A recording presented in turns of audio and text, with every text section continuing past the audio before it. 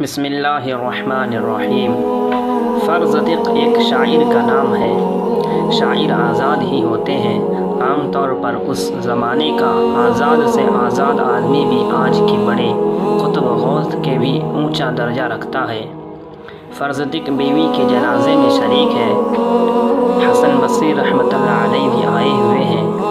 حضرت حسن بصری رحمۃ اللہ علیہ نے کہا، فرزدق لوگ کیا کہہ رہے ہیں؟ فرزدق کہنے لگا کہ لوگ آج یوں کہہ رہے ہیں کہ اس جنازہ میں ہمارے شہر کا سب سے بدترین انسان آیا ہوا ہے اور میری طرف اشارہ کر رہے ہیں، اور لوگ یوں کہہ رہے ہیں کہ اس جنازہ میں ہمارے شہر کا بہترین انسان آیا ہوا ہے اور آپ کی طرف اشارہ کر رہے ہیں۔ تو حضرت حسن بصری نے کہا، تو پھر آج کے دن کے لیے تو نے کیا سامان تیار رکھا ہے؟ انہوں نے کہا، حسن بصری میرے پاس کچھ بھی نہیں، اتنا ہے کہ میں اسلام میں بوڑھا ہو گیا ہوں اور میرے پاس کچھ نہیں۔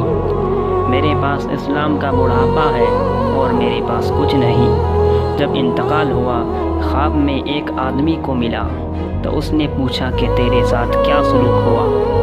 کہنے لگا، اللہ پاک نے مجھے اپنے سامنے کھڑا کیا، ارشاد فرمایا، اے فرزدق تو نے حسن سے کیا بات کہی تھی؟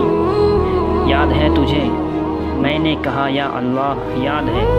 کہا میرے سامنے دہراؤ۔ کہنے لگے، میں نے کہا، میرے پاس اس دن کے لیے اللہ کے سامنے کچھ نہیں سوائے اس کے کہ میں اسلام میں بوڑھا ہوا ہوں۔ تو اللہ تعالیٰ نے فرمایا کہ بس میں نے تجھے اسی پر معاف کر دیا۔